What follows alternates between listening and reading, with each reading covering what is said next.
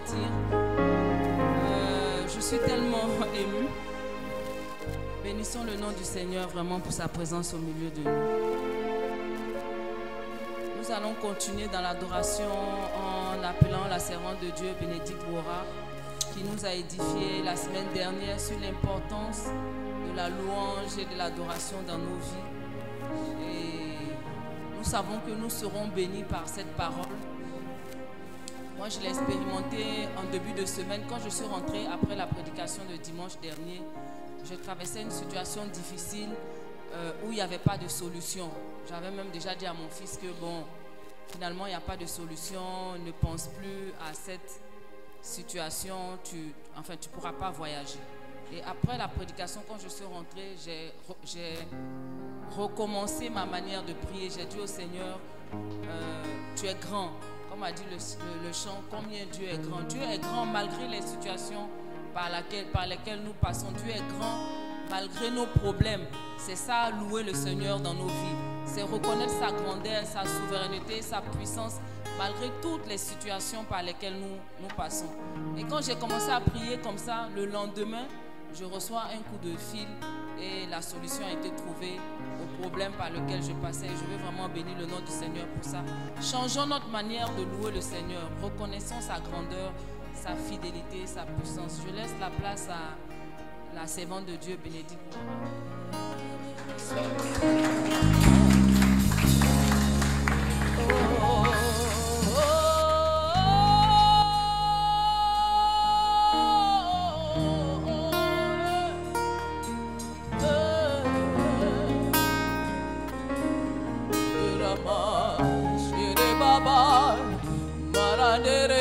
Surabe hindoroma sakere bayera toromaye hinderemo sakarama sakarama sakara himberemo shikataramaye handeremo igerema subarema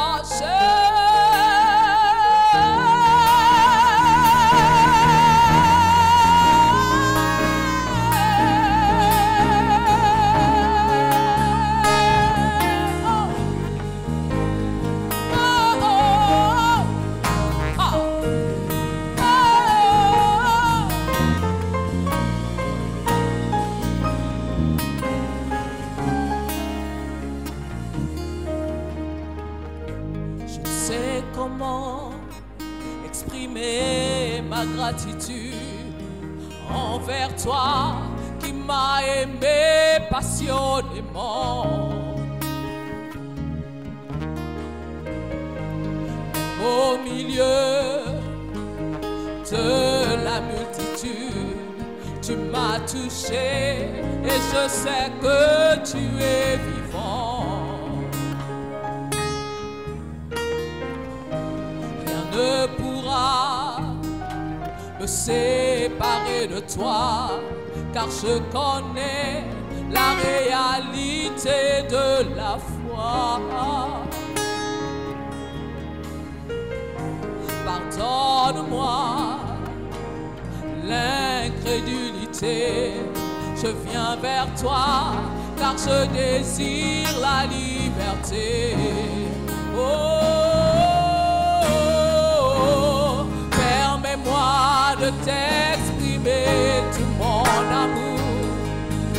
Accorde-moi de t'aimer, mon Dieu et mon roi.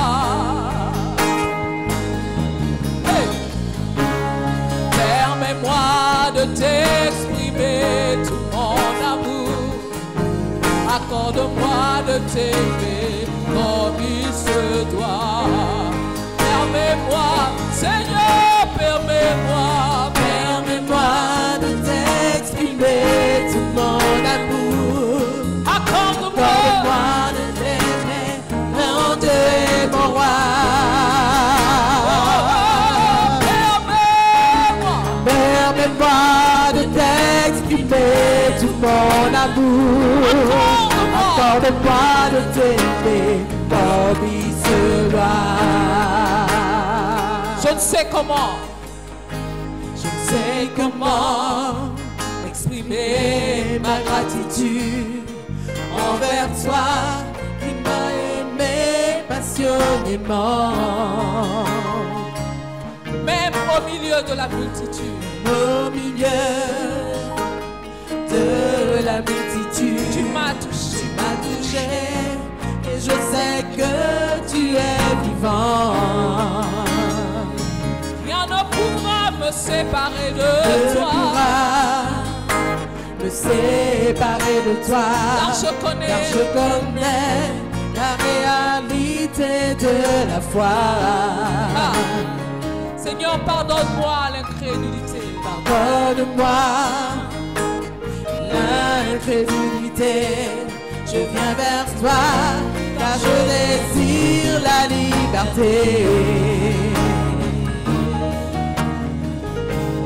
Permets-moi de t'exprimer tout mon amour.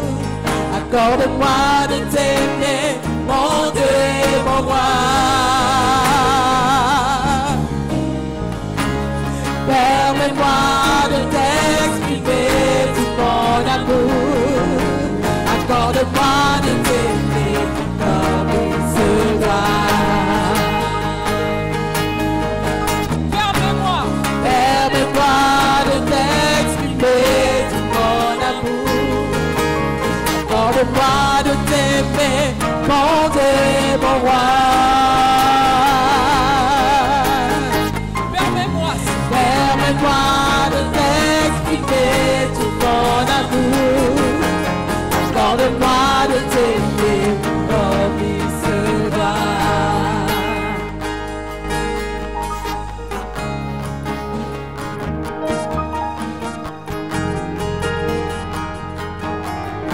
Accorde-moi de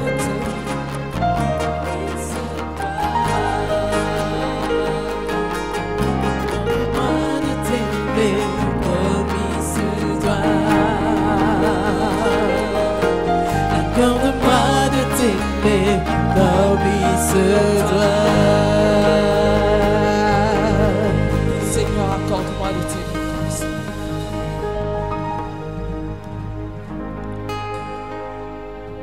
Que ce soit la prière de quelqu'un. Dis à Dieu, accorde-moi de t'aimer comme il se doit. On ne peut pas louer le Seigneur ni l'adorer si nous ne l'aimons pas.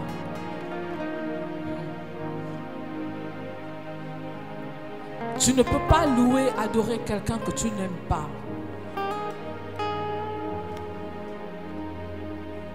Le deuxième couplet dit, il y a des jours où je me sens si loin. La confusion me fait perdre la direction. Les problèmes des fois dans lesquels nous sommes nous font perdre la direction.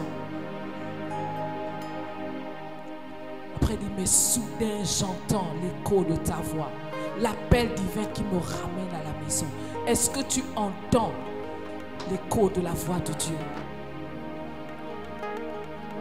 Qu'est-ce qui crie le plus dans tes oreilles? Est-ce que c'est la voix de tes problèmes?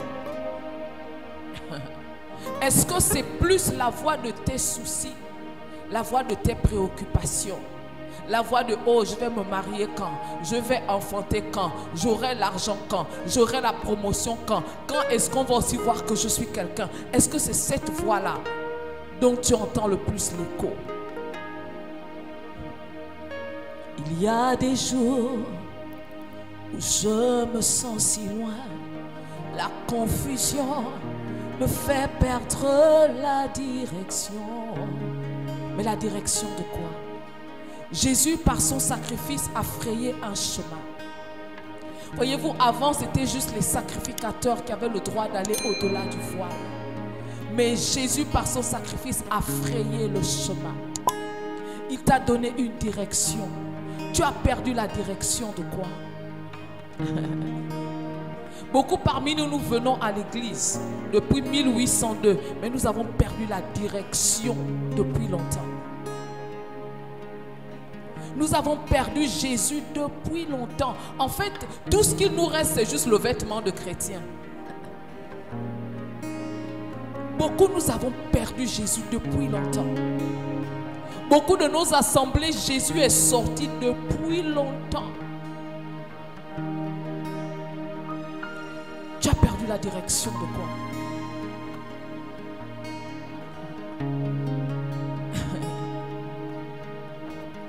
Mais soudain j'entends l'écho de ta voix, l'appel divin qui me ramène à la maison. Quand on parle de l'écho, ça veut dire que la personne crie au loin. Beaucoup parmi nous, Dieu crie au loin. La Bible déclare que la sagesse crie dans la ville. Mais qui entend encore la voix de la sagesse? Quand on dit à une jeune femme que, écoute, abstiens-toi des rapports sexuels jusqu'au mariage, on va te dire, oh, ça sont les choses d'avant. La sagesse crie dans les rues.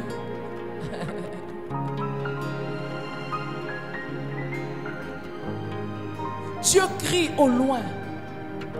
L'écho. Quand on parle de l'écho, ça veut dire que la personne parle et puis tu entends.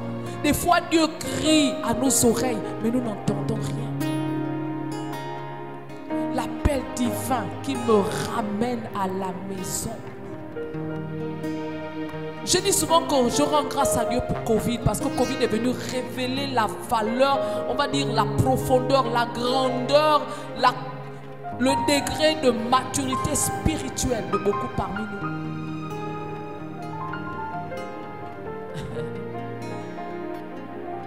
Où sont les gens de la maison? L'appel divin qui me ramène à la maison.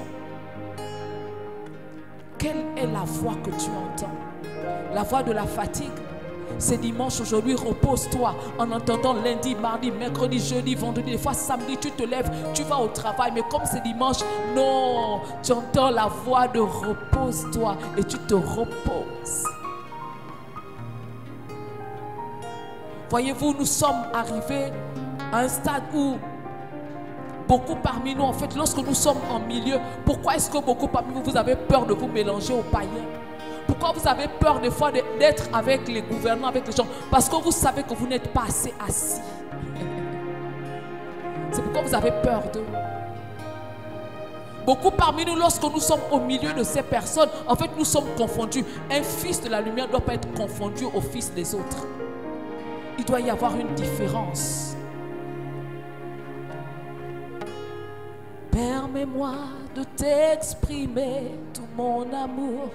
Quel est l'amour qu'il y a dedans? Bien au-delà d'un chant, si ça doit être mis sur la balance, combien ça va peser? Il y a 3 ans de cela, on était à Bangui et puis un homme de Dieu que vous connaissez parce qu'il était ici une fois, l'apôtre Pierre Nyangok, il a eu à dire arrêtons de mentir. Tu es là, tu chantes, je t'aime, tu le sais. Je te porte dans mon cœur et mon cœur bouillonne d'amour pour toi. Tu es mon yeah. Et puis Jésus dit, tu ne m'aimes pas, je le sais. Tu ne me portes pas dans ton cœur. Et ton cœur ne bouillonne pas d'amour pour moi. Je ne suis pas ton yeah. Parce que Jésus nous connaît. Quel est l'écho de la voix que tu entends? Bien plus qu'un chant, ce doit être notre adoration, notre prière. Je ne sais comment exprimer ma gratitude. Nous l'avons dit dimanche dernier, pour louer, il faut être une personne pleine de gratitude. Au-delà de ce que tu n'as pas, commence à le louer. Envers toi qui m'as aimé passionnément. Si tu n'as pas de raison de le louer, souviens-toi au moins qu'il t'a aimé passionnément au point de donner sa vie pour toi. Même au milieu de la multitude, est-ce que nous réalisons qu'au Gabon, nous sommes combien? 2 millions de personnes. Ça, c'est un quartier à Douala.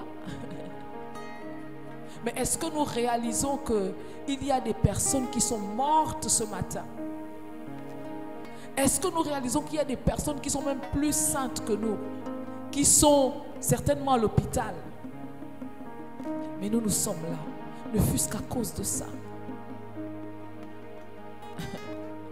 même au milieu de la multitude. Ça veut dire que Dieu est là-bas et puis il a pointé son doigt sur toi. Est-ce que nous réalisons cela? Même au milieu de la multitude, tu m'as touché et je sais que tu es vivant. De quel toucher as-tu besoin ce matin? Ou bien tu veux d'abord qu'on t'offre le dernier VX pour que tu saches que Jésus est vivant. Mais tu as envie ce matin, Jésus est vivant.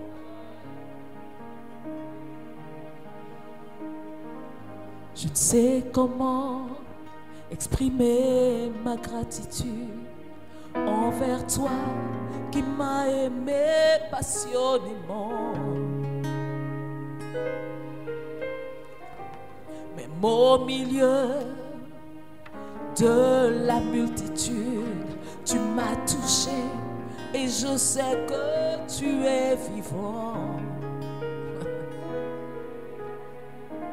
Rien ne pourra me séparer de toi, car je connais la réalité de la foi.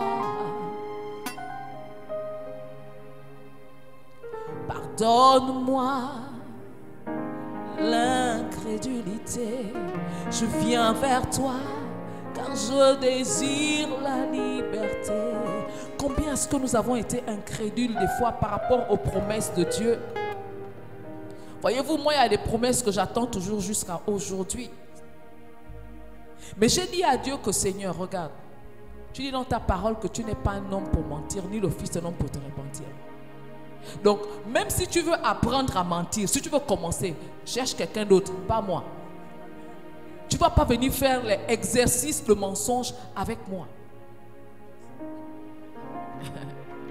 Dieu n'est pas un menteur. N'attends pas que la promesse s'accomplisse, mais loue Dieu afin que la promesse s'accomplisse. Alléluia. Est-ce qu'on peut acclamer le roi des rois? Merci Seigneur. Merci à chacun d'entre vous d'être encore là ce matin. Merci de ce que vous vous attendez à Jésus ce matin. Alléluia. Merci encore au pasteur Soro qui me fait l'honneur, le privilège d'être encore avec vous ce matin. Merci à lui, merci à son épouse, merci à chacun d'entre vous. Depuis dimanche dernier, je suis contente d'avoir retrouvé des personnes que j'avais perdues de vue depuis Eunice. Ça faisait quoi? Ça fait une dizaine d'années. Pauline, la même chose. Ça fait longtemps, depuis 1715. Vraiment, je suis contente. Je suis heureuse aussi d'avoir fait enfin la connaissance de Jenny, avec qui je discutais juste au téléphone, et la connaissance de chacun d'entre vous. Et vraiment, merci, merci. Contente de revoir aussi la sœur là-bas. Vraiment, merci. Merci à Stéphane et à sa maman qui sont encore là ce matin pour me soutenir. Merci à chacun d'entre vous. Alors, la place de la louange et de l'adoration, la place et l'importance de la louange et de l'adoration dans nos vies. Seigneur, merci pour ces moments. Merci de ce que tu as déjà pris le contrôle. Précieux Saint-Esprit, je m'abandonne entre tes mains. Viens et prends. Fais ce que tu veux faire. Et que toute la gloire te soit rendue. Au nom de Yeshua Mashiach. Amen. Alors, la dernière fois, nous avons déjà expliqué ce que c'est que la louange. Donc, je vais terminer les derniers points qui restaient avant que de descendre dans l'adoration. Alors, j'avais déjà dit que nous avons été créés pour louer le Seigneur, n'est-ce pas? Nous l'avons lu dans 1 Pierre 2 au verset 9. Nous avons aussi été, pour ceux qui n'étaient pas là, désolé, je n'ai pas le temps. Si c'était en mode séminaire, j'aurais pris tout mon temps. Mais là, je n'ai pas assez de temps, donc je ne peux pas vous faire le résumé. Gloire soit rendue à Dieu parce que j'ai vu que c'est déjà sur YouTube. Donc, merci d'aller vous regarder là-bas. Donc, nous pouvons aussi louer pour localiser, pour la guérison et pour localiser la délivrance. Allons-y à 1 Samuel 16. Nous pouvons louer pour localiser une guérison ou une délivrance. Je rends grâce à Dieu encore pour le témoignage que la servante de Dieu, Pauline, a eu à faire tout à l'heure. Vraiment, à Dieu soit toute la gloire. Vous voyez que ça marche. Il y a des fois où on a prié, là, rien ne s'est fait. Mon ami, prends la prière, mets de côté. Commence simplement à louer le Seigneur. Commence à l'adorer. Et tu verras les résultats. 1 Samuel 16, versets 14 à 18, dit ceci. L'Esprit de l'Éternel se retira de Saoul, qui fut agité par un mauvais esprit venant de l'Éternel. Les serviteurs de Saoul lui dirent, voici un mauvais esprit de Dieu t'agite. Que notre Seigneur parle, tes serviteurs sont devant toi. Ils chercheront un homme qui sache jouer de la harpe. Souligner qui sache jouer. Qui sache jouer de la harpe. Ça veut dire que le plus important, ce n'est pas de jouer. J'ai un problème des fois avec les gens dans l'église qui estiment qu'on n'a pas besoin de l'habileté. Nous n'avons pas besoin, c'est pas besoin d'être habile dans le chant, pas besoin d'être habile dans la musique. Il faut arrêter ça, les amis. Il dit qu'il sache jouer. Notre Seigneur, que notre Seigneur parle, tes serviteurs sont devant toi. Ils chercheront un homme qui sache jouer de la harpe. Et quand le mauvais esprit de Dieu sera sur toi, il jouera de sa main et tu seras soulagé. Saoul répondit à ses serviteurs, trouvez-moi donc un homme qui joue bien. C'est pas qu'il vient juste plaquer 2 accords. C'est pas qu'il vient juste faire non, qui joue bien. Et c'est là où souvent les païens nous dament le pion. Parce que quand ils font leurs choses, ils les font proprement. Pourquoi? Parce qu'ils savent que ce qu'ils ont, c'est un don. Et le don, ça se travaille. Jésus a parlé de la parabole des talents. Il a condamné celui-là qui est allé enterrer. J'ai envie de dire aller planter. Non, il n'est pas planté, il n'a pas planté, il a enterré. Parce que ce qu'on plante, ça pousse. Ce qu'on enterre, c'est là-bas. Il allait enterrer son talent. On dit qu'il sache jouer. Après l'autre, lui-même, ça il dit qu'il joue bien. Donc il ne fait pas juste le bruit aux oreilles, qui joue bien. Saoul répondit à ses serviteurs, trouvez-moi donc un homme qui joue bien et amenez-le moi. L'un des serviteurs prit la parole et dit, voici j'ai vu un fils d'Isaïe, Bethléméite, qui sait jouer. C'est aussi un homme fort et vaillant, un guerrier, parlant bien et d'une belle figure, et l'Éternel est avec lui. Vous lirez la suite de l'histoire. Saoul avait un mauvais esprit qui venait de la part du Seigneur. Et il fallait quelqu'un qui joue. Est-ce que vous voyez ici le pouvoir qu'il y a dans la louange, dans la musique?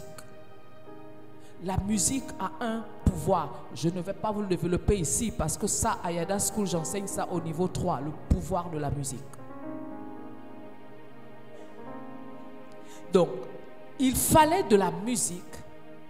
Il fallait de la louange parce que quand Saoul venait et quand David venait, il ne jouait pas juste, il jouait et il déclarait des paroles. Il parlait, il louait le Seigneur. Donc Saoul pouvait avoir la délivrance à partir de la louange. Bien-aimé, ta louange peut déclencher la délivrance dont tu as besoin. Des fois, vous êtes en service de délivrance. On chasse les démons. Le démon est là. Mon ami, fais monter juste une louange de haute voltige. Parce que Dieu siège au milieu de la louange. Donc, on peut louer pour localiser la guérison, pour localiser la délivrance. On peut louer pour activer l'armée de Dieu. Nous l'avons vu dans 2 Chroniques 20. La Bible dit qu'au moment où on commençait les chants et les louanges, nous l'avons vu la dernière fois, Dieu plaça une embuscade. Donc lorsque nous voulons activer l'armée de Dieu, nous pouvons simplement nous mettre à louer. Nous pouvons louer pour se connecter à la perfection et au miracle. Louer pour se connecter à la perfection et au miracle. Luc 17, versets 12 à 19. C'est l'histoire les 10 lépreux. Les 10 lépreux viennent vers Jésus et demandent justement à être purifiés. Jésus leur dit, allez vous montrer au sacrificateur. Et pendant qu'ils vont se montrer au sacrificateur, la Bible déclare qu'il arriva que l'un d'eux soit guéri. Au verset 17, la Bible dit, Jésus prenant la parole, d'abord au verset 15, l'un d'eux se voyant guéri, revint sur ses pas, glorifiant Dieu à haute voix. Ça veut dire célébrant Dieu, louant Dieu. Il tomba sur sa face aux pieds de Jésus et lui rendit grâce. C'était un Samaritain. Jésus prenant la parole dit, les 10 n'ont-ils pas été guéris? Et les 9 autres, où sont-ils? Ne s'est-il trouvé que 7 étrangers pour revenir et donner gloire à Dieu? Puis il dit, lève-toi, va, ta foi t'a sauvé. C'est bon jusque-là? Les 10 autres, tous les 10, est-ce qu'ils ont été guéris? Combien ont été sauvés?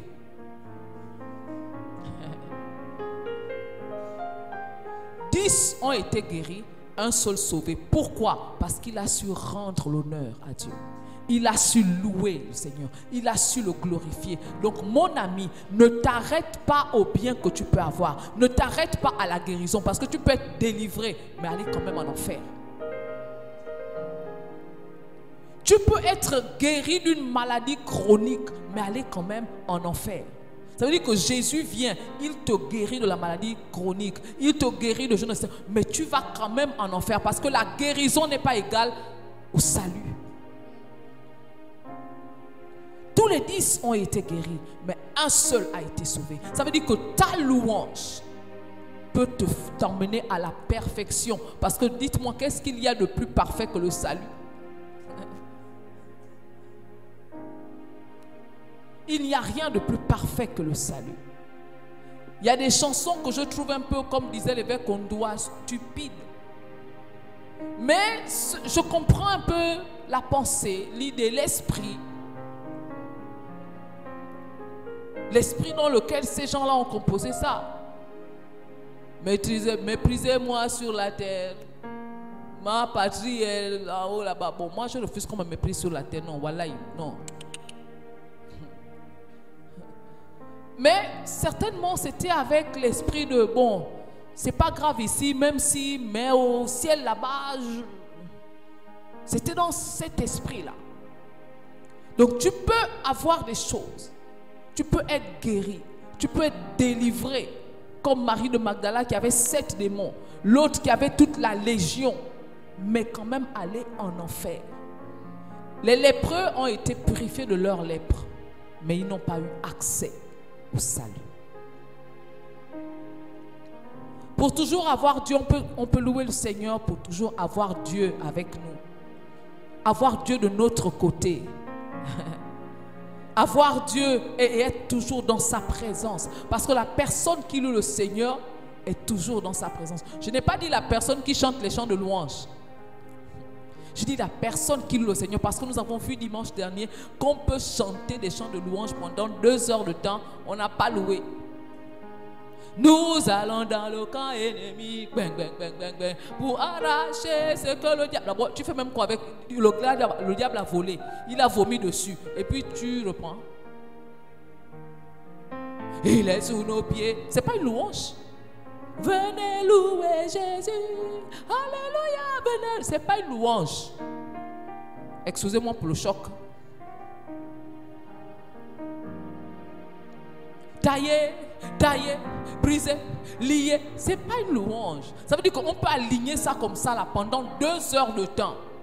Vous n'êtes pas en train de louer, vous êtes en train de chanter. Oui, ce sont des chansons qui nous encouragent à venir dans la paix. Oui, oui, c'est un peu comme dans le... Il y a le parvis, il y a le lieu saint, il y a le lieu très saint. Nous sommes au parvis on s'encourage. Au parvis, on lave les mains. C'est là-bas où il y a la cuve pour se laver les mains. Donc, on lave les mains. Ça veut dire qu'on va rester là, on va se laver les mains jusqu'à la peau va quitter. On n'est pas monté.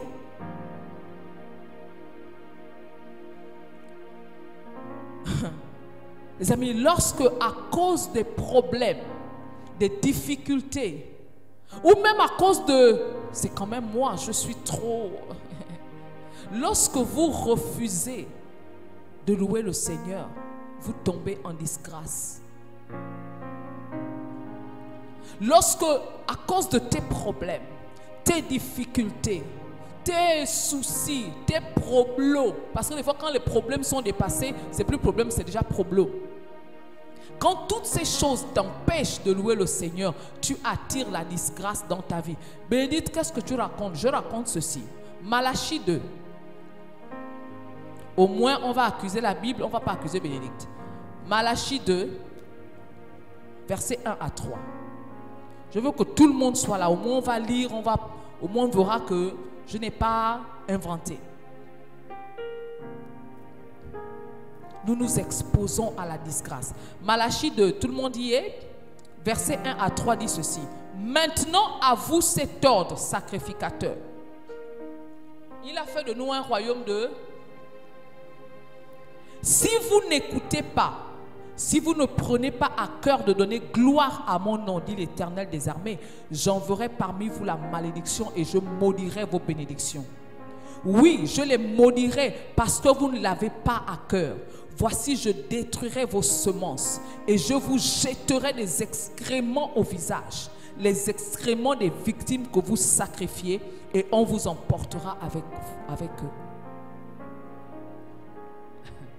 Je maudirai vos bénédictions.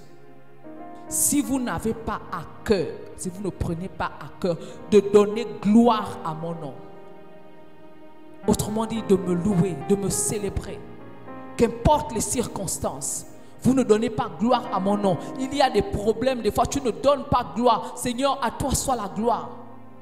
Dieu dit si vous ne le faites pas. Avant on aurait pu dire non, c'est pour les sacrificateurs, sauf que manque de peau pour nous, il a fait de nous un royaume de sacrificateurs. Tu peux ne pas être pasteur, prophète, apôtre, intergalactique. La dernière fois j'ai entendu apôtre, c'était même quoi? Polyvalent. Tu peux être tout ça. Mais si tu ne donnes pas gloire à Dieu, tu n'as pas besoin d'être toutes ces choses. Même dans ta maison, tu peux être sacrificateur. Mais si tu ne donnes pas gloire, si tu ne prends pas à cœur de donner gloire, parce que tu as trop de problèmes, tu as trop de soucis, ou des fois la richesse aussi, parce que des fois nous sommes tellement riches que non, on ne prend plus la peine de donner gloire à Dieu. Nous sommes exposés à la disgrâce. L'adoration. C'est quoi l'adoration? Adorer, c'est rendre un culte, rendre un hommage, mais un hommage par amour. C'est rendre des honneurs divins. C'est se prosterner devant une divinité. Adorer, c'est aussi avoir une attitude de soumission. Pour adorer, il faut avoir développé une certaine intimité avec Dieu. Tu ne peux pas adorer Dieu si tu n'as pas de relation, si tu n'as pas développé une intimité avec Dieu. Il faut connaître l'objet de son adoration, au risque d'adorer n'importe quoi. Jean 4, verset 22, le Seigneur dit à cette femme, à la Samaritaine, il dit, vous adorez ce que vous ne connaissez pas. Mais nous, nous adorons ce que nous connaissons, parce que le salut vient des Juifs. Quand tu ne connais pas ce que tu adores, tu risques d'adorer n'importe quoi. Jéroboam a fait des veaux d'or. Vous le lirez dans un roi 12, le verset 26 à 28. Jéroboam, ayant la crainte que ce peuple-là va retourner à Jérusalem, a décidé de leur faire des veaux d'or. Et le peuple aussi bêtement est allé, il a dit, peuple Israël, voici ton Dieu. Mais en fait, si il connaissait l'Éternel, ces gens-là ne seraient pas allés adorer les veaux d'or de Jéroboam. Jéroboam, lui, c'était son plan, juste parce qu'il ne voulait, il avait peur. Oublions que c'est Dieu qui l'a emmené là. En fait, il se met à dos Dieu qui l'a placé là, alors qu'il n'était même pas censé être là. Juste parce que par la puissance, il s'est dit non, si ce peuple se sanctifie, ce peuple va retourner à la maison de David. Il leur fabrique des veaux d'or et le peuple vient adorer.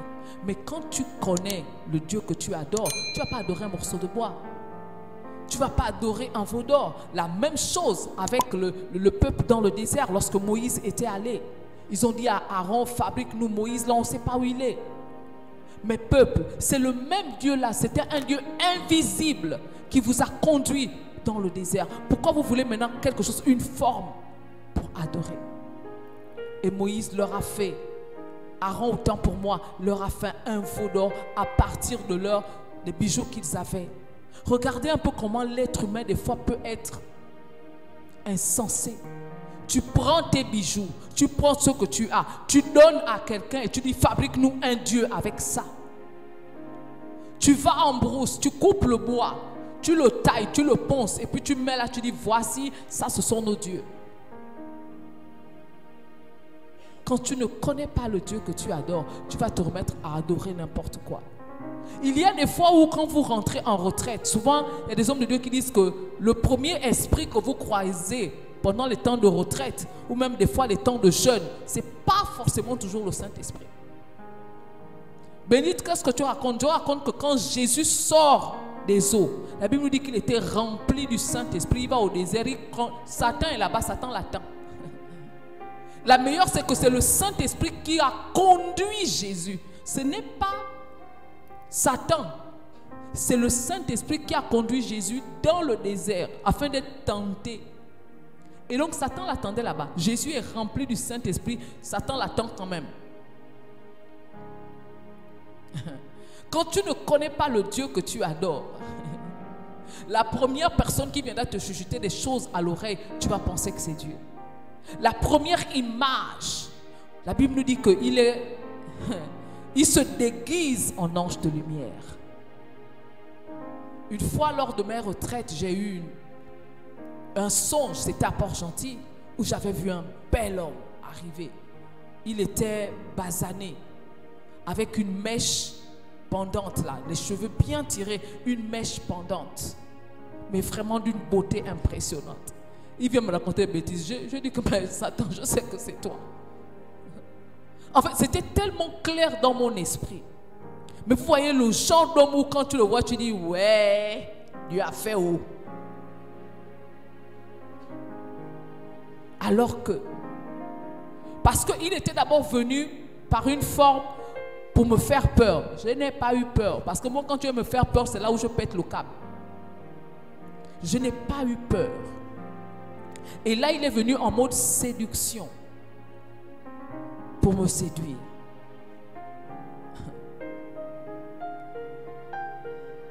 Est-ce que tu connais ce que tu adores? Est-ce que tu connais celui que tu adores? Pour adorer, il faut que tu connaisses. Quand tu connais qui tu adores, on ne te demande pas, bien-aimé, adore le Seigneur. On ne te dit, on ne te supplie pas. Shadrach, Meshach et Abednego, lorsque le roi leur dit prosternez-vous, les gars disent roi, tu peux faire tout ce que tu veux là. Voilà, vrai, nous n'allons pas nous prosterner devant ta statue. Parce qu'on ne peut pas se prosterner devant le Dieu de l'univers et en même temps se prosterner devant ta statue. Ce n'est pas normal, ce n'est pas possible. J'ai un problème des fois avec les chrétiens. On a du mal à marquer un signe de respect envers des aînés dans la foi dans l'église. Mais il faut nous voir devant les ministres et autres. Monsieur le ministre. Mais monsieur le ministre, mais devant ton pasteur, je ne demande pas de mettre le genou forcément au sol parce que ça aussi c'est une affaire de culture. J'ai vu au Nigeria par exemple, que tu sois pauvre, riche ou quoi, là-bas on ne dit pas bonjour à un aîné debout. Au Nigeria, j'ai vu, c'est toujours un genou au sol. Et ce n'est pas seulement les chrétiens qui le font. C'est une culture. Moi, dans ma culture, je ne peux pas passer devant des aînés debout comme ça. Si un aîné est là, l'autre aîné est là, j'aurais toujours tendance à faire ça en passant parce que c'est ma culture. C'est comme ça que j'ai été éduqué. Tu ne passes pas devant les gens, devant deux personnes, deux grandes personnes et puis tu passes tranquillement. Non, on m'a éduqué que quand tu passes, tu fais ça. Pour passer devant des grandes personnes, c'est ma culture. Bon, mais il y en a qui, ce n'est pas leur problème. Ça veut dire que son pas, il ne sent pas bon, mais bon, elle circule quand même comme ça devant les gens. Donc c'est une affaire de culture. Mais il y a quand même si tu es debout, il y a quand même un signe quand même de respect. Mais entre nous chrétiens, non. Mais il faut nous voir devant les autorités. Mais c'est de l'adoration. Parce que si c'est culturel, on le sentirait aussi avec tes frères et tes sœurs. On le sentirait avec tes aînés dans l'église. Mais ça veut dire que ce n'est pas culturel. C'est de l'adoration. Shadrach, Meshach, Abednego, on dit jamais, never, guère point. Nous n'allons pas adorer. Pourquoi? Parce qu'ils connaissaient. Est-ce que tu connais ton Dieu? Ou est-ce que tu connais juste le Dieu d'Abraham, le Dieu d'Isaac et de Jacob? Il est le même. C'est juste là. C'est juste le Dieu d'Abraham, d'Isaac. Est-ce que c'est ton Dieu? Qu'est-ce qu'il a fait dans ta vie? Bien aimé, je dis toujours que les actes des apôtres, ce n'est pas fini d'écrire. Parce que moi, je suis dans Actes des apôtres. Quand je parle de mon Dieu, je ne parle pas du Dieu d'Abraham. Je parle du Dieu qui m'a sauvé d'une mort certaine. Le 29, la nuit du 29 au 30 décembre 2015, accident, j'ai failli mourir. Pendant que vous étiez en train de vous saper le 31 décembre 2015, j'étais à El Rafa en train de me faire charcuter pour qu'on m'opère. Donc quand je parle du Dieu de la résurrection, et je me rappelle qu'une opération qui était censée faire 45 minutes, 1 heure, on a fait 3 heures de temps. Quand je demande au médecin qu'est-ce qui s'est passé, il me dit non, rien. J'ai senti qu'il y avait, c'était pas rien. Ce n'était pas rien qui s'était passé. D'abord, l'anesthésie ne prenait pas. Ils m'ont mis l'anesthésie. Au bout de 20 minutes, 30 minutes, j'avais mal. Ça ne passait pas. Les médecins étaient dépassés. On a dû me charger l'anesthésie directement à l'endroit où on devait m'opérer. Parce que les médecins n'en pouvaient plus d'attendre. Et quand je sors de là, je sors 3 heures de temps après. Mais en train de louer. Du coup, quand je vais à El Rafa, les médecins m'appellent, oh, notre chanteuse, la chrétienne. 2 ans plus tard, je suis reparti parce que les fers qu'on avait mis, il fallait les enlever. C'était le même scénario. Je suis sorti de là, toujours en louange. En train de louer le Seigneur, en train d'adorer le Seigneur. Comme la louange, l'adoration doit venir du cœur. Voilà pourquoi je n'aime pas mettre les cheveux comme ça. Oh, je voulais changer un peu. La louange doit venir du cœur. Mais un cœur pur. La Bible nous dit quoi dans Proverbe 4, 23? Garde ton cœur plus que toute autre chose, car de lui viennent les sources de la vie. Garde ton cœur plus que ton compte en banque. Protège ton cœur plus que tu ne protèges ta jolie chaussure qu'on t'a offerte là. Ta jolie robe, ton joli sac. Il y a des femmes, il ne faut pas toucher à son sac. Il y en a, il ne faut pas toucher à son parfum. Elle est capable de tuer l'enfant parce que l'enfant en fait juste fia, un peu de parfum. Elle protège ça. Mais son cœur, c'est la poubelle de Sauveur. Garde ton cœur plus que toute autre chose. Garde ton cœur plus que le caviar que tu protèges. Garde ton cœur plus que la bouteille de champagne que tu dis que non, j'attends une occasion exceptionnelle. Garde ton cœur plus que tes biens, car de lui viennent les sources de la vie.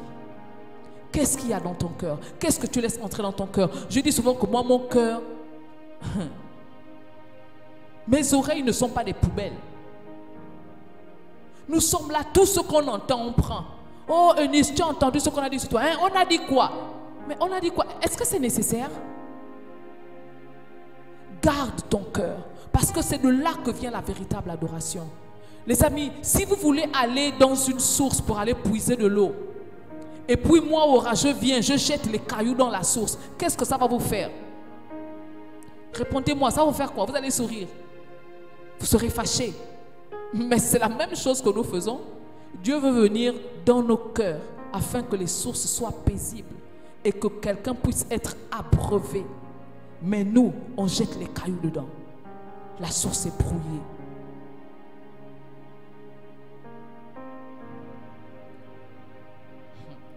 Dans l'adoration, l'homme s'abandonne et répand son cœur devant Dieu. Les temps d'adoration, ce n'est pas des temps de complainte. Ce n'est pas là où on vient donner la liste des sujets à Dieu. Ce n'est pas là où on vient se plaindre de le voisin. Ah Seigneur, vraiment la soeur en Christ là aussi, le frère en Christ là, regarde ce qu'il m'a fait. Ce n'est pas dans l'adoration. Dans l'adoration, il n'y a pas les plaintes, il n'y a pas les complaintes, il n'y a pas les listes de Seigneur, je veux ceci, je veux la voiture. Non, ce n'est pas là-bas où on fait les requêtes. Beaucoup nous entendons à l'adoration, Seigneur, je t'adore. Oh, vraiment, Seigneur, tu sais, depuis là, vraiment, j'ai besoin. Non, ce n'est pas le lieu. C'est le lieu de la contemplation. C'est le lieu de la soumission. C'est le lieu de l'abandon où tu te donnes. Quand tu chantes, je me livre totalement. Mais tu te livres totalement pourquoi? Jésus au jardin de Gethsémane, dans Matthieu 26, il s'est juste jeté. Il s'est juste jeté. Il s'est abandonné là. Mais nous, beaucoup, quand on adore, on a le chewing-gum à la bouche.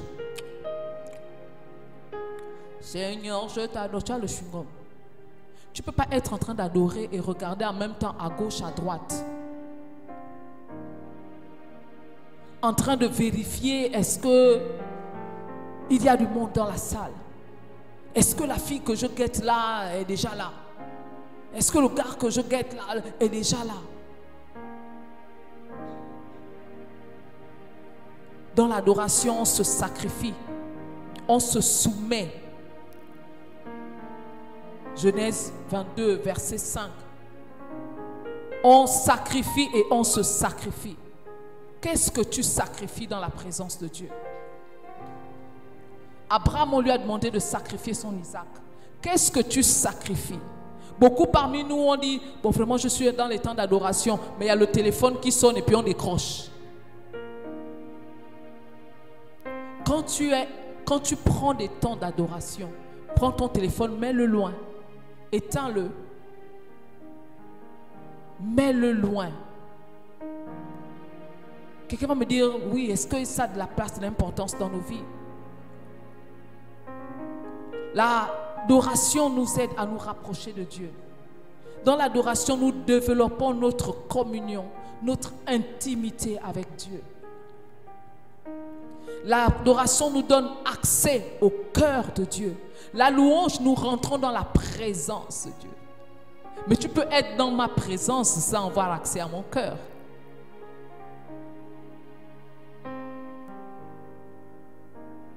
L'adoration nous donne accès au cœur de Dieu.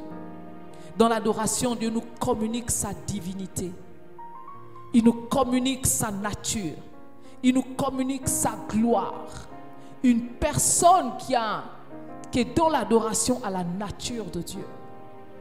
Lorsque Moïse descend de la montagne, les autres lui disent quoi? Non, couvre-toi le visage. Parce que son visage était rayonnant. Il sortait de la gloire de Dieu. Est-ce que nos visages sont rayonnants de gloire?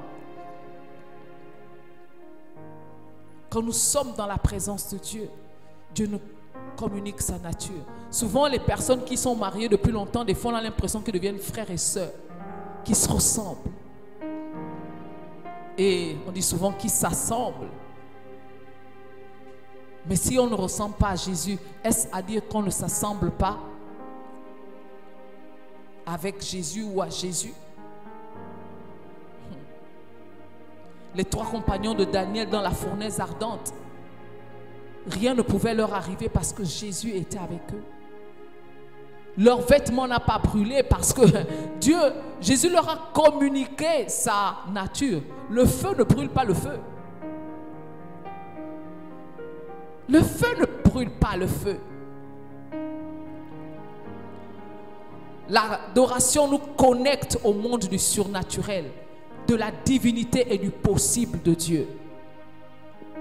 L'adoration, c'est l'acte le plus élevé que nous pouvons poser devant Dieu parce que c'est l'acte qui touche à sa dignité. J'aime souvent dire que l'adoration, c'est là où on tutoie Dieu. C'est dans l'adoration qu'on tutoie Dieu. Dans la louange, on peut parler de plein de choses. On peut dire, il est le roi des rois, il est. Mais dans l'adoration, c'est tu es. Tu es digne. Voyez-vous, souvent, je me suis rendu compte que les idolâtres sont souvent, ils connaissent mieux l'adoration que nous. Les idolâtres ne blaguent pas avec l'adoration, jamais. Pendant que nous, les enfants de Dieu, on nous supplie pour adorer. On cherche des positions. Il y en a même pendant les temps d'adoration, il a le pied croisé. Oh, tu es trop fort. Les idolâtres, non, eux, ils ne le font pas. Voyez-vous, une de mes étudiantes nous avait raconté une fois une histoire. Son grand frère un jour l'a invitée. Il lui a dit, accompagne-moi dans une veillée de Bouiti et tout ça. Elle ne voulait pas, accompagne-moi, mais toi aussi. Et puis elle est partie. Elle dit qu'elle était assise dans un coin. Je crois que Dieu avait permis pour qu'elle voie ce qui devait se passer. Elle était assise dans un coin et ils étaient là en train de danser. Et il y avait une personne que vous connaissez ici, qui n'est même pas une personne forcément élevée en dignité, mais vous la connaissez parce que, bon, je ne peux pas vous dire comment, on nous suit. Mais c'est une personne connue, mais qui n'est pas forcément dans le gouvernement, etc., etc. Et puis la personne était assise sur une chaise, sur un banc. Cette personne, c'est leur père spirituel. Et là, elle a vu des hauts cadres de la République qui dansaient, et qui venaient devant lui quand ils sont venus danser, et ils lui baisaient le gros orteil en signe de respect. Alors que ces personnes, que ce soit socialement, intellectuellement, sont plus élevées que cette personne dans le monde physique. Mais dans le monde spirituel, ils se soumettaient. Bénédicte, est-ce que ça veut dire qu'il faut aller se mettre aux pieds de nos pasteurs? Never, ce n'est pas ce que j'ai dit. Mais eux, ils ne blaguent pas avec. Lorsqu'ils doivent adorer, lorsqu'ils doivent poser des actes d'adoration, ils ne blaguent pas avec. Mais nous, les enfants de Dieu, je vais peut-être vous choquer, mais voyez-vous, c'est un bonus que je vous donne. Il n'y a aucun endroit dans la Bible où on dit « il était debout et il adora ». De la Genèse à l'Apocalypse, ils se prosternèrent et adorèrent. Et c'est conjonction de coordination. Ils se prosternèrent et adorèrent. Face contre terre, et ils adorèrent. Donc quand tu me racontes tes histoires de non, l'adoration c'est dans le cœur, tu es debout, je dis arrête-moi tes histoires. Je referme. Je n'ai pas le temps de développer ici. Les musulmans, eux, quand ils adorent, ils ne blaguent pas avec. Voyez-vous, Lucifer était un chérubin. Le chérubin en hébreu, c'est kérubim. Kérubim veut dire lieu de vérité. Et Lucifer n'était pas n'importe quel chérubin. C'était un chérubin aux ailes déployées. La Bible nous parle des anges qui ont 6 ailes, 2 dont ils se couvrent les yeux, 2 dont ils se couvrent les pieds et 2 qui leur servent de voler. Mais lui, ses ailes étaient déployées. Et c'était un kérubim. Donc, lieu de vérité. Et les chérubins sont au 2e rang de la première hiérarchie des anges. Donc, ils ne sont pas très loin du trône. Ils voient ce qui se passe autour du trône. Donc, Lucifer voyait tout ce qui se passait. Il voyait l'adoration qui était donnée au Seigneur. Il voyait l'adoration qui était donnée au roi des rois, à l'ancien des jours. Et Lucifer a commencé à convoiter cette adoration. Ce qui fait que quand il devient Satan et qu'il va chercher à embrouiller Jésus. Il dit à Jésus, il dit pas à Jésus que non, vraiment, si tu me suis, il dit si tu te prosternes et m'adores, si tu m'adores. Il savait de quoi il parlait. Il connaissait le pouvoir qu'il y a dans l'adoration. Il ne dit pas que non, si tu me dis que je suis, si tu parles de moi. Non, non, non. Il a dit, si tu m'adores, je te donnerai toutes les gloires. Je te donnerai ceci, je te donnerai cela. Parce qu'il connaissait. C'était un chérubim, c'était un chérubin. Il connaissait. Il n'était pas loin, loin, loin. Non, je vous dis qu'il était la deuxième rang. C'est le deuxième rang de la première hiérarchie des anges. Les chérubins. Quelle est ton adoration? Il voyait ce qui se passait. Est-ce que l'adoration est un style de vie pour toi? L'adoration doit être un style de vie pour toi. Tu sauras que beaucoup pensent que l'adoration, ce n'est pas important. C'est pourquoi même le thème, la place de la louange et de l'adoration dans nos vies, beaucoup ont dû se dire que ah, ça, il faut enseigner ça aux chantres. Nous, on fait quoi avec? Mon ami, tu sais que l'adoration a une place importante dans ta vie lorsque tu l'adores alors que rien ne te donne envie de le faire. Quand tu adores le Seigneur, quand tu réussis à l'adorer au sein de la tempête, je vais dire ça mieux, dans l'œil du cyclone, tu es dans l'œil du cyclone, tu es au sein de la tempête. Mais là, tu l'adores quand même. C'est là où tu comprends que l'adoration a une importance pour toi. Dans l'adversité, les gens sont là. On te lapide. On te fait ceci. La terre entière, tu as l'impression que tout le monde autour de toi est contre toi. Mais tu as quand même la force de continuer à adorer le Seigneur. Je ne dis pas que tu as la force de chanter. Je dis que tu as la force d'adorer le Seigneur. Ça veut dire que même si ce n'est pas avec les chants, mais avec tes paroles, tu adores le Seigneur. C'est là que tu comprends que oui, il y a en fait, l'adoration a de l'importance. Mais si quand tu es au sein de la tempête, dans l'œil du cyclone, tu cherches solution ailleurs, mais c'est normal que tu dises que ce sujet n'est pas important pour toi, parce que ça n'a pas... L'adoration n'a pas de place dans ta vie. Quand rien ne nous donne envie d'adorer, on l'adore. C'est ce que j'appelle adorer Dieu en esprit et en vérité. L'adoration, c'est aussi être capable de pouvoir se détourner de soi-même. Voyez-vous, surtout nous les chantres là, lorsqu'on sait chanter un peu, des fois quand on chante, on est tellement concentré sur nos voix. Du genre, non, est-ce que je sors la note là? Est-ce que je sors la note là? Mon ami, tu ne peux pas avoir un œil sur toi, un œil sur Dieu. Tu ne peux pas être en pleine adoration et réfléchir, ah oui, c'était quoi la note là la dernière fois que Beyoncé a eu à faire?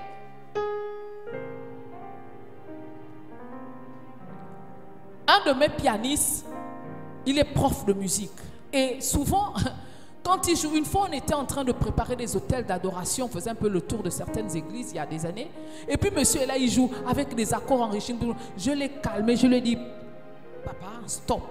Je lui ai dit, là c'est hôtel d'adoration. Je dis, ce n'est pas le concert. Quand on va faire le concert, il n'y a pas de souci. Ça veut dire que je chante et puis tu fais ce que tu veux. J'ai dit, mais là c'est hôtel d'adoration. On parle au cœur des gens. On parle au cœur de Dieu afin que on parle au cœur des gens afin qu'ils disposent leur cœur et qu'ils fassent monter leur adoration. Je dis, tout ce que tu fais là, c'est du bruit. Je dis, tu vas distraire les gens. C'est comme nous quand on est en train de chanter. Quand tu sens que les gens sont rentrés, tu te retires et tu laisses les gens dans la présence de Dieu. Parce qu'il y a des gens dans la salle qui ont envie de s'exprimer. Mais pendant qu'en même temps tu fais tous tes jeux, ça veut dire que tous les jeux que tu as appris, peut-être à Yada School ou je ne sais pas, tu viens déverser tout ici.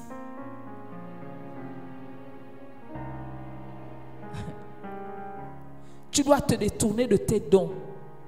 Dans l'adoration, la véritable adoration, tu dois être à même de te détourner de tes dons, de tes talents, de tes Est-ce que ça veut dire qu'il ne faut pas avoir une belle voix? Oh si, je suis pour une belle voix. Mais la question c'est quoi la belle voix? Ça c'est aussi une autre, c'est tout un séminaire. Te détourner de ta beauté. Voyez-vous, il y a des femmes, quand elle est là, elle adore. Le tissage est ici, il faut balancer ça là-bas. Elle se concentre d'abord. Des fois, il y a des clips que je regarde, je dis, ouais, sister, what is your problem? Tu es là, tu guettes d'abord, est-ce que la caméra me suit? Le make-up est jusqu'à... Donc, on doit d'abord regarder comment tu fais tes... Non, quand tu adores, tu te détournes de ce qu'il y a autour de toi. Tu te déconnectes, tu te déconcentres de tout ce qu'il y a autour de toi. Tu ne peux pas être en même temps en train d'adorer, en même temps en train de t'occuper de est-ce que quand je fais ça, la bouche comme ça, est-ce que c'est joli? Non. Quand tu adores, tu t'en fous de la forme que la bouche donne.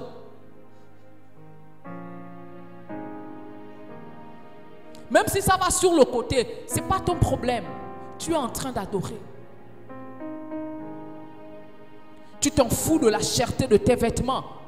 Ce n'est pas toi qui nous payes le café pour venir nous blaser avec la cherté de tes vêtements.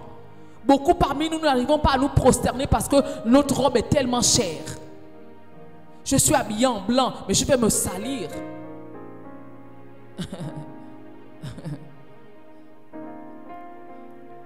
Oh, notre rang social, mais c'est quand même moi, je suis le ministre. Bénédicte, oh, je suis en train de prophétiser. Alléluia. Pronom, ministre des Affaires religieuses. Je suis le ministre, donc je ne peux pas. Voyez-vous, il y a des personnes qui m'ont marqué dans ma vie. Dans cette nation. La première, c'est celle qui était le président par intérim. Nous étions dans la même église, président de la République. Nous étions dans la même église. Cette femme-là, le culte commençait à 8 heures. 8 heures tapantes, elle était déjà là. Président de la République. Je ne sais pas si tu étais encore là, Pauline, à cette époque-là, tu étais partie. Elle était déjà là. Présidente de la République. 8 heures. Vous venez ici à quelle heure? Non, les amis, on va se dire la vérité. Est-ce que vous savez que la ponctualité est une marque d'adoration? On n'adore pas Dieu seulement par nos chants. Ma façon d'être, c'est une adoration. Ma façon de parler, c'est une adoration. Qui je suis, c'est une adoration. La ponctualité, c'est une adoration. Le respect du sacré, c'est une adoration. Ici, c'est le sacré. Tu ne peux pas venir, je ne sais pas, comme tu veux, à l'heure qui te plaît. En entendant, quand il faut aller au travail, on part tôt. Bon, je referme la parenthèse, mais tout ça là, c'est censé nous aider. Amen. Mais souriez, vous êtes fâchés. Notre rang social. Une fois, une autre, elle était ministre dans la même église. Et puis un jour, elle arrive, elle avait juste envie de se mettre. Et puis là, les gens là, elle dit que regardez, là où vous me voyez là, je n'ai qu'une seule envie, c'est de me mettre au fond. Je m'allonge parce que j'ai des choses à dire à Dieu. Donc laissez-moi tranquille. Ministre de la République. Mais nous, non. Nous sommes au-dessus. Même Jésus lui-même, il s'est jeté au sol. Mais nous, il faut voir d'abord, on réfléchit. Est-ce que je peux... Dans l'adoration, on se livre totalement. Ne regarde pas ton titre de pasteur, super bishop, bishopette, bishop. La véritable adoration au Dieu vivant change notre cœur. Mon ami, tu ne peux pas dire que tu es adorateur et avoir le cœur que tu as là. Ce n'est pas possible. Ce n'est pas possible. Ça veut dire que même dans ta famille, on sait qu'on te prend avec des pincettes. Pourtant, tu es le chrétien de la famille. Tu es la chrétienne de la famille, mais tout le monde sait que, oh, Antoinette, pardon, faut aller doucement. Ou bien Paul, oh, lui là, il craque, c'est un craqueur. Mais c'est lui qui est avec la Bible. Alléluia. Je chante Alléluia. La véritable adoration du vivant change notre cœur. Elle inclut également une véritable obéissance à Dieu. L'exemple d'Abraham. Abraham a été obéissant. Oh les amis. Imaginez quelqu'un, un enfant qu'on attend depuis 25 ans. Et puis Dieu lui dit, il ne lui dit pas que non, dans une semaine, tu iras sacrifier. Non, il lui dit ça là dans la nuit. Il dit demain. Ça veut dire qu'Abraham n'a même pas le temps de réfléchir que est-ce que c'est possible. Demain, tu vas sacrifier. Mais là où j'ai aimé Abraham, c'est qu'il n'a pas dit à mère Sarah. Tu sais que les femmes sont des craqueuses. Il aurait dit à mère Sarah, non. Il a pris son fils et il est parti. Mais quand Abraham partait, il savait que Dieu allait faire. Qu'est-ce que tu es prêt à mettre sur l'autel pour ton adoration? Qu'est-ce que tu es prêt à mettre sur ton autel? Qu'est-ce que tu mets sur ton autel? Tout à l'heure, on a dit que nous sommes des sacrificateurs, n'est-ce pas? Mais vous savez que le sacrificateur est aussi le sacrifice.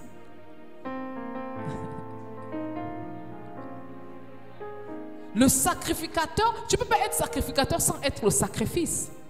Bon, si tu es sacrifice, quel type de sacrifice es-tu? Est-ce un sacrifice boiteux, souillé, rempli de rapines? Si tu es sacrificateur, mais comment est-ce que tu te comportes en sacrificateur? Ça aussi, c'est une autre prédication. Il me reste combien de temps? J'ai fini. Je voulais faire un témoignage, il n'y a pas le temps. L'adoration, c'est aussi bien plus que le chant qui est exécuté. C'est l'attitude du cœur. C'est avoir un cœur d'adorateur. Et c'est quoi un cœur d'adorateur? Ça, c'est justement le thème sur lequel nous allons travailler dimanche prochain, par la grâce de Dieu. Cœur d'adorateur. Qu'est-ce qui constitue ou de quoi est constituée une personne qui a un cœur d'adorateur?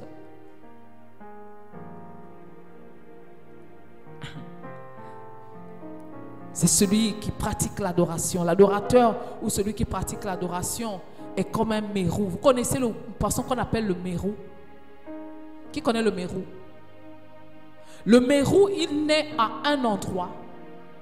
Même s'il va se balader partout, quand arrive le temps pour lui de pondre les œufs, il remonte les eaux, le courant d'eau. Il va jusque là où lui-même il est né et il va pondre là-bas, quitte à mourir. Dans l'adoration, nous faisons la même chose. Nous repartons à notre origine. Nous repartons vers celui qui nous a créés. Nous repartons pour nous abandonner, pour nous jeter.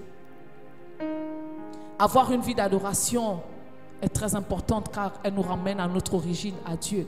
Avoir une vie d'adoration est importante car cela nous rend comme le vieillard. L'adorateur, c'est un vieillard. Le vieillard, il n'a pas de désir personnel. Le vieillard n'a pas le temps de voir que bon, est-ce que ma tenue là est assez sexy? Voilà une autre expression qui m'énerve avec les chrétiens. Je suis sexy. Tu sais ce que sexy veut dire? Sexy veut dire sexuellement attrayante. L'adorateur, le vieillard n'a pas le temps de regarder est-ce que mes boucles sont jolies, est-ce que mon chapeau là est beau. Oui, il ne va pas mettre des haillons, mais il ne s'arrête plus au paraître. Le vieillard ne cherche plus à savoir qu'est-ce qu'on a raconté sur moi. Le vieillard ne cherche plus à savoir est-ce que ma voix est belle. Le vieillard ne s'appuie pas sur ses propres forces.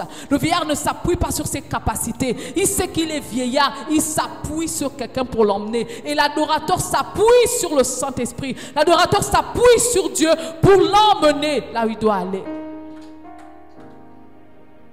Mais si en tant qu'adorateur, tu t'appuies encore sur toi-même, tu n'es pas un vieillard. Le vieillard, il prend sa couronne, il jette aux pieds du Seigneur. Il est vieillard, mais il se prosterne.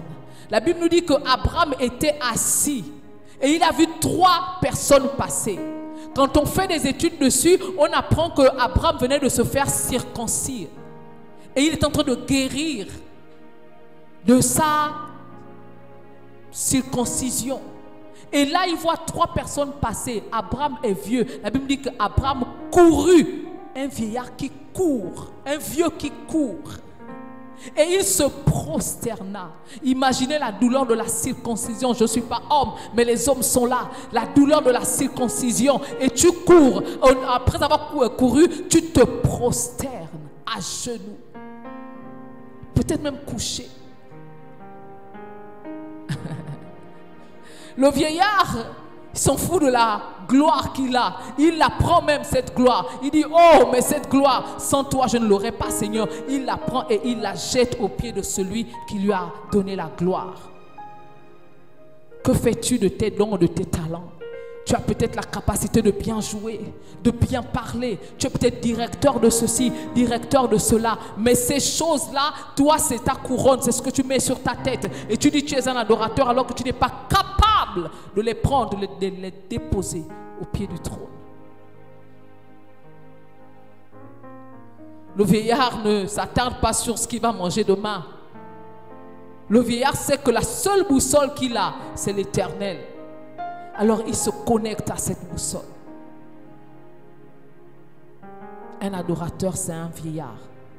En conclusion ou en résumé, l'adoration, la louange nous connecte au trône de Dieu, à la personne de Dieu.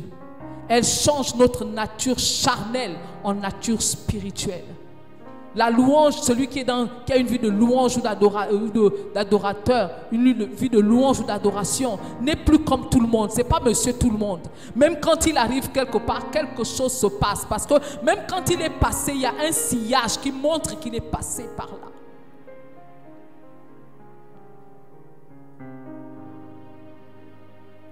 Elle transfère nos difficultés en nous introduisant dans le monde de la domination.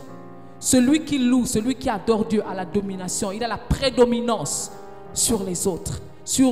Pas sur les autres, sur les situations de la vie. Là, la louange, l'adoration nous transfère dans la gloire, dans la joie, dans la paix, dans l'amour. Quelqu'un qui a une vie de louange et d'adoration a le cœur rempli de joie, le cœur rempli d'amour, même quand tout va mal.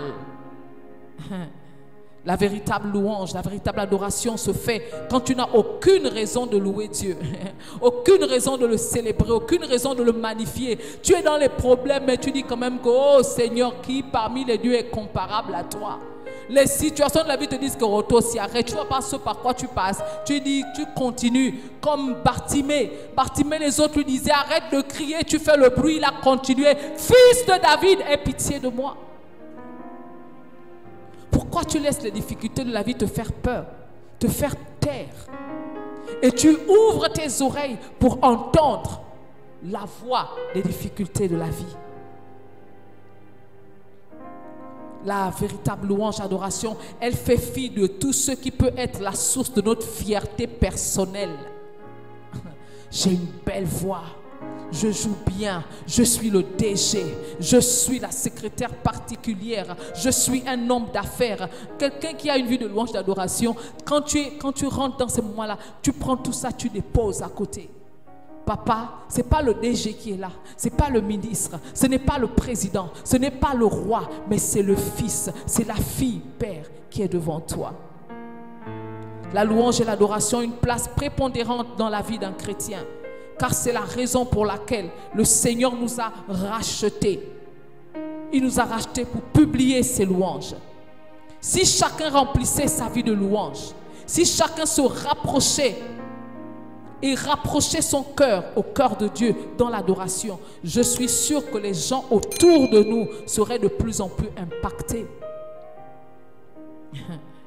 Ceux de notre maison, nos voisins, nos proches, nos amis, nos camarades, la nation serait impactée. Et comme je l'ai dit dimanche dernier, et si le Gabon commençait à faire monter des foyers de louanges, tout simplement, au lieu que d'être là à bouder, nous-mêmes les chrétiens n'en parlons plus, nous sommes devenus des boudeurs professionnels. Et si simplement, ici il y a plusieurs personnes, et si chacun en rentrant disait, bon, ma maison à partir d'aujourd'hui devient un foyer de louanges. Tu ne sais pas, peut-être qu'il y a un voisin qui est aussi là. Tu ne le connais pas, ton voisin peut-être. Et toi, pendant que tu seras en train, et lui aussi va prendre, et ainsi de suite. Et ce sont des lampes comme ça qui seront allumées dans la nuit, dans le Gabon. Le Gabon n'est pas impacté par nos louanges, parce que de toute façon, nous ne louons pas. Nous n'avons pas activé. La louange a le pouvoir de briser les chaînes que la prière ne peut briser. De décanter les situations que la prière ne peut décanter. Car elle en appelle directement à l'intervention du lion de la tribu de Juda. Et lorsque les lionceaux sont en difficulté, et qu'il crie au lion, lorsqu'il lance un cri codé, le lion qui connaît le cri, et tout de suite il reconnaît le cri et il peut déterminer le degré du cri. Il peut déterminer le niveau du code qui est lancé. Quand dans la louange tu loues, tu appelles le lion de la tribu de Juda, tout de suite il sait que bon, ça c'est code 5, ça c'est code 2, ça c'est code 3. Et il vient agir en conséquence. Remplissons nos vies de louange et d'adoration. Alléluia. Mon alléluia t'appartient.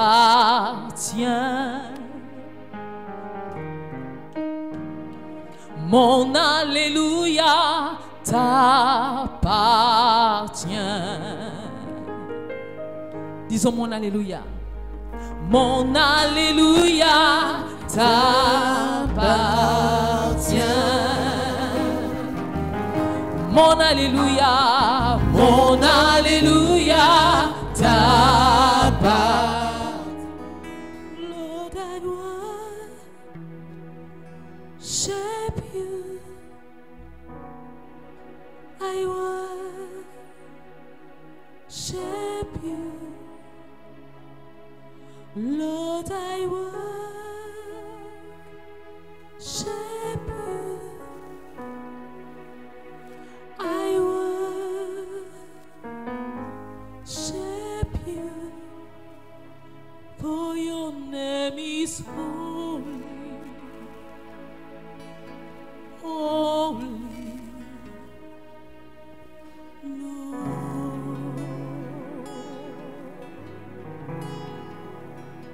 For your name is holy, holy, Lord.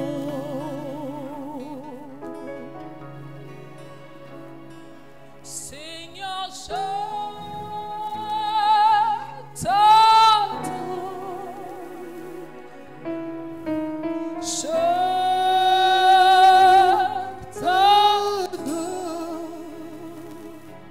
Seigneur, je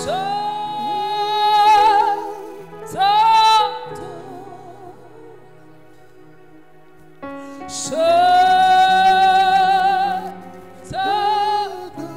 Seigneur, je t'adore. Seigneur, je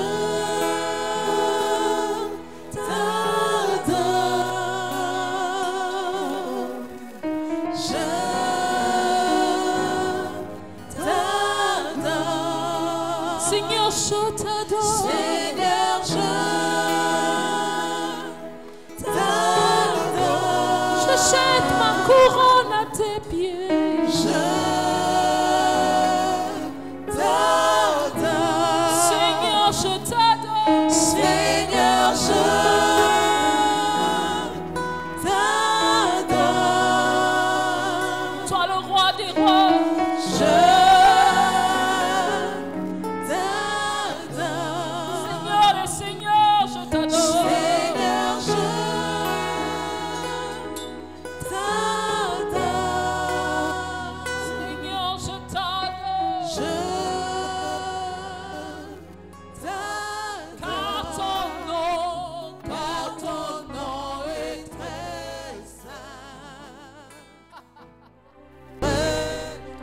Honneur, gloire et magnificence à toi, Jésus. Honneur, gloire et magnificence à toi, Jésus. Merci pour ce que tu es, pour qui tu es. Seigneur, nous nous prosternons devant toi et t'adorons parce que nous reconnaissons que tu es le véritable Dieu. Toi seul es Dieu. Nous refusons de mettre des dieux au-dessus de toi. Nous refusons que nos problèmes soient nos dieux. Nous refusons que nos richesses soient nos dieux. Nous refusons que nos préoccupations soient nos dieux. Seigneur, tu es le véritable Dieu. Toi seul es Dieu. Merci, Seigneur. Merci, Jésus. À toi soit la gloire. Lord, I give you my heart.